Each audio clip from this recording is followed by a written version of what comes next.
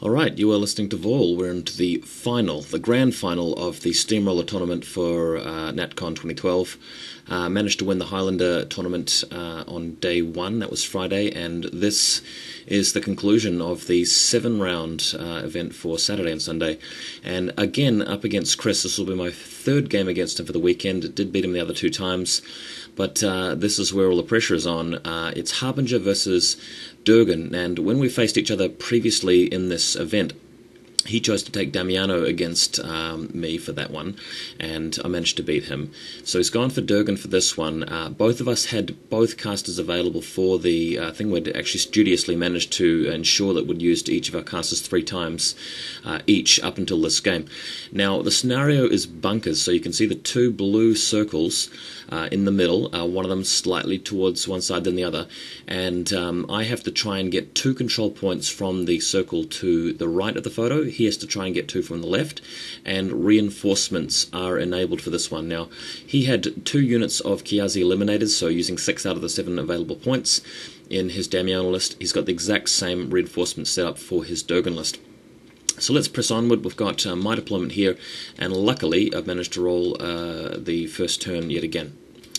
So next photo, having a look at his setup. He's got his Nyss Hunters Gorman caster in the middle, and his Basher to my right, and his Driller to the left, which you can't see because he's managed to move out his arms just as I took the photo. So let's skip this photo and we'll go on to the next one. Here we are, so this is the end of my turn 1. Rupert's put tough on the Errants, and I've spread out generally, and the game plan here is to move the Avatar to the left and actually camp the Avatar just onto one side of that big circle, preventing him from getting any control points until he's destroyed the Avatar. If he moves any of the drillers over that wall, I'll be able to charge him with the Avatar and wreck his driller and force him to actually send something else against it. On the right-hand side, the Errants will generally be linking up with the Daughters of the Flame and Paladin, and I've got Rhoven just hanging around the back, because Rhoven is able to either give Menoth sight to the Reckoner in case Iris comes in range of Harbinger. I could just be able to shoot him. But also so that I can move Rhoven's boys around to the right, because I really want to start scoring some control points from that zone if I can clear out the Nyss Hunters and Inevitable Basher that are going to be there. Next image, Chris's turn 1, moving up with the Nyss Hunters and all of his jacks. Now, I didn't expect him to be quite so aggressive with the Nyss Hunters. He's run with them, he hasn't decided to shoot them, but he would have been arranged to move a couple of them up and shoot the front couple of Errants there, which were in range, and that would have forced me to actually use Martyrdom on Harby a couple of times, which primes her for a little bit of assassination later on. But what he's done instead is actually just run everything straight forward. He's expecting me to charge his Nyss so that he can then get in range with the Basher and basically counterattack. Also, he expects me to feat here, because if I charge in and attack the Nyss, they'll just be able to stand still and shoot. So yeah, a bit of an interesting setup, but I'm glad he has done this because it allows me to sort of get straight into this business of getting some points on the right. So next photo, reinforcements have arrived. We've got the Paladin who's run into position down the bottom right, and the Daughters of the Flame have simply run to engage one of the Nyss and run around the right-hand side, so that if he goes after them, I'll have the zone clear, and if he just stands still and aims to get the shooting bonus, I should be able to charge him with the Daughters next turn. If you look over the left-hand side of the photo, the Avatar has camped just towing the zone so that I can prevent him from scoring any control points in his next turn. He should be relatively okay against the Eliminators, even though they're power 15, they've only got 1 attack each with the combo strike. And in the center, I've attacked with the Errants. Made a couple of mistakes here. Number 1, forgot to put Guided Hand on them, but despite that managed to roll some 8s in close combat anyway. Unfortunately not getting any quick work crossbow shots against Gorman or any of the rearmost Nyss Hunters. Also forgot to use my feat this turn, and I don't think that's a real problem because even had I feated, the feat wouldn't have done a lot here. The only thing that really stops him from doing is charging with the Nyss Hunters and stuffing a whole bunch of them into the zone, but he doesn't really need to do that because he's got the Basher there just to achieve the same objective. I've also shot the Reckoner against his Basher, and again forgetting to use the Choir first, but again getting a high damage roll and actually really hurting that Basher, so he'll be softened up for later on. And I've carefully positioned Rhoven and his pals here in a situation where if I cast Crusader's Call, they should be able to get the charge range they need to cross the zone and attack anything that might be in it next turn. So prepping for a control point coming up next turn if I'm aggressive enough. So next photo, his retaliation here is actually moved the the Basher over to Flackfield. He's also moved the Nyss Hunters around a little bit to get into combat with some of the Errants, just to try and wither down their numbers.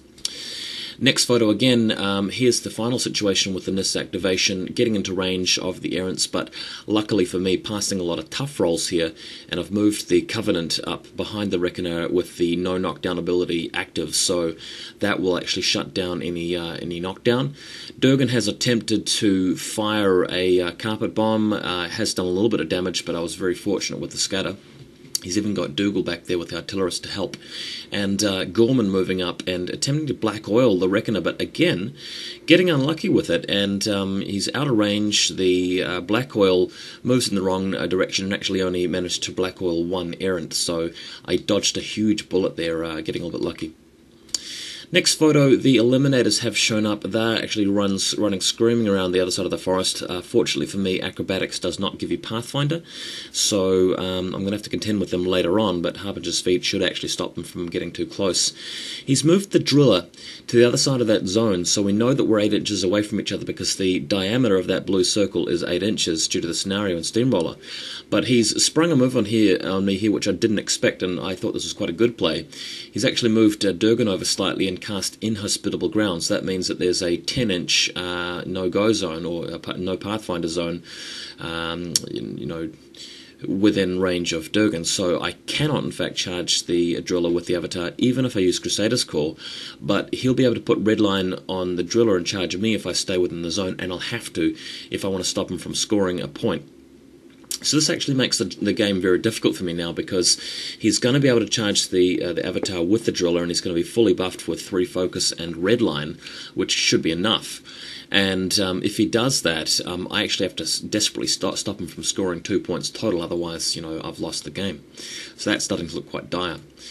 Next image, on the other hand, in the middle, we've got a Driller against a Reckoner, and that's turning out to be a bit of a slugfest. But in the other side here, I've actually moved in with the Paladin to attack the Basher, and I've charged in with Rhoven's bodyguards, Gaius and Guy and Cassian. Gaius and Cassian, rather, and they've managed to do the job. I've actually managed to clear out the way of the Nyss Hunters and actually charge the Reckoner in against the Driller, as I mentioned, so doing quite a lot of damage against that Driller. And I'm not sure if I managed to actually get a point this time here. So, yeah, still in that sticky situation as to when the Avatar goes down, I'm actually going to have to try and prevent him from scoring. Next photo, still over here, the Basher, I believe, moving around to engage the Paladin, who has his armor 21 up from Stone and Mortar stance after the previous turn and managed to survive the flak field. Almost all of the Nyss are wiped out thanks to the Daughters of the Flame in the background there, and his Driller trying to get some business done, but I think he's lost his Cortex. Can't quite remember what the situation was there, but he does have one remaining Nyss Hunter in the zone as well. So next photo, here's the situation. He has indeed managed to scrap the Avatar with the help of the Eliminators. So if you look over there, the Driller has redlined and moved in with Thor's, boosting ability, and the Eliminators have crushed the Avatar. So that means he will score 1 control point at the end of the turn. Harbinger, yet again, forgetting to feat, but I think at this point the feat just making less and less difference. Even Gorman is immune to fire, so that's not going to help there. And I still haven't destroyed the Basher over there in the right-hand zone. So I said to my opponent, really looks like you've got the game, because anything that I move into the zone on the left, you'll be able to destroy and get the second control point, and I'm still yet to score on the right, so it's pretty much over. And I said, well, I'm not going to concede at this point. I'm just going to send one of my Errants into the zone and put tough on him with Rhupert, just in case I happen to pass like 10 tough rolls in a row and manage to win it that way. So it's better than conceding anyway. I don't really like conceding unless, there's absolutely zero chances of victory. So next photo, here's the situation. If you look at the left, one of the Errants has moved into the zone. He's got tough on him thanks to the Piper.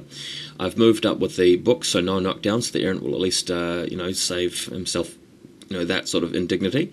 And the choir also moving to the zone as well, and that's it for the zone. He's on one control point. I've got 2 models there.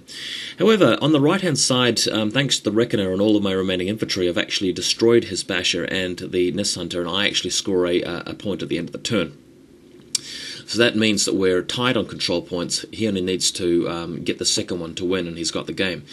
But if you look at Harbinger, I've actually finally remembered to use the feat, and finally seen an opportunity to use it.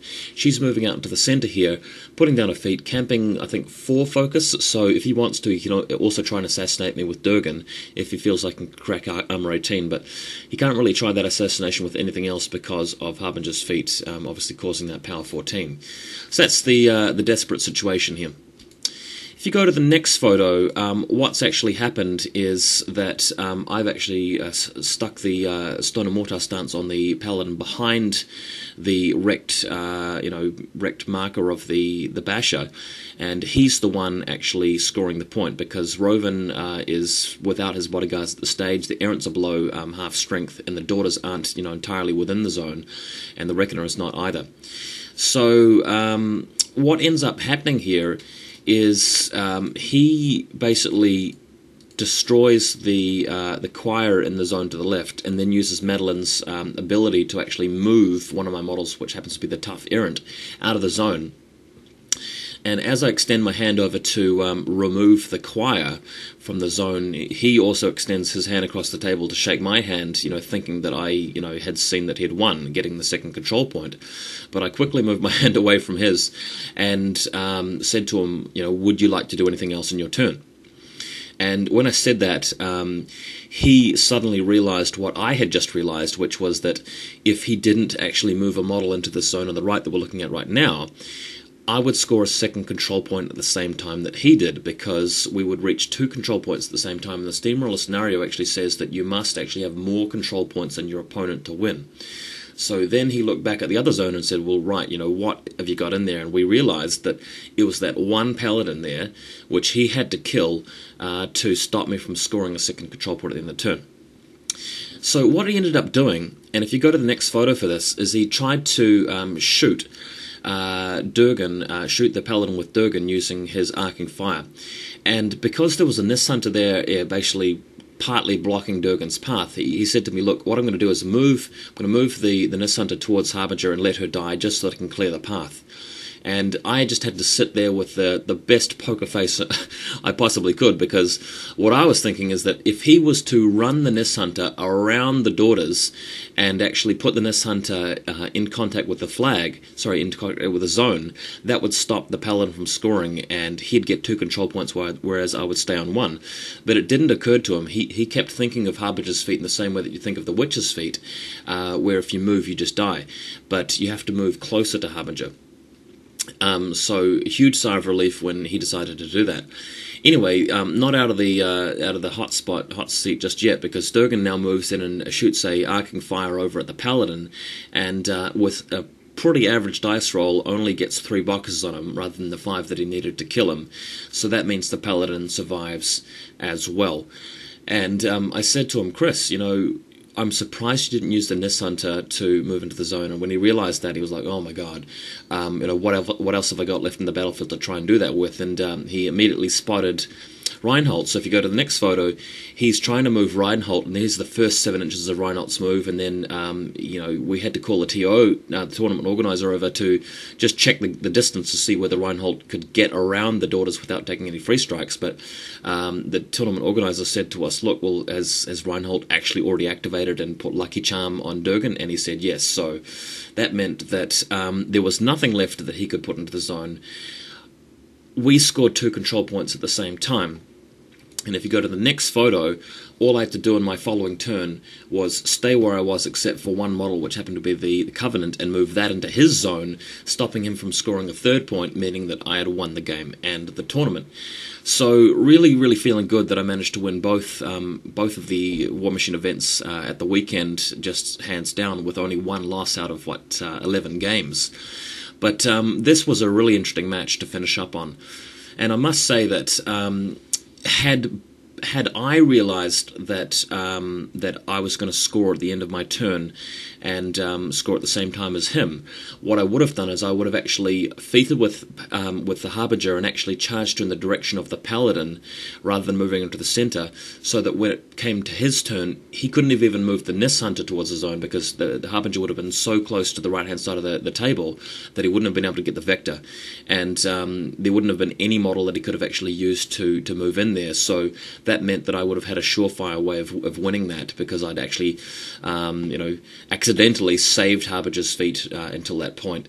So really interesting sporting moment there, shall we say, and very happy to get my first set of tournament wins here, especially with Menoth. Next tournament coming up is another Highlander event in Napier, I think in a couple of months' time, so I've already got a list planned for that. Hope to see you guys there, and hope to see some battle reports for it. But thank you very much for watching, and thanks for all of your support with the War Machine Hordes commentaries. Really been having a blast. Catch you next time.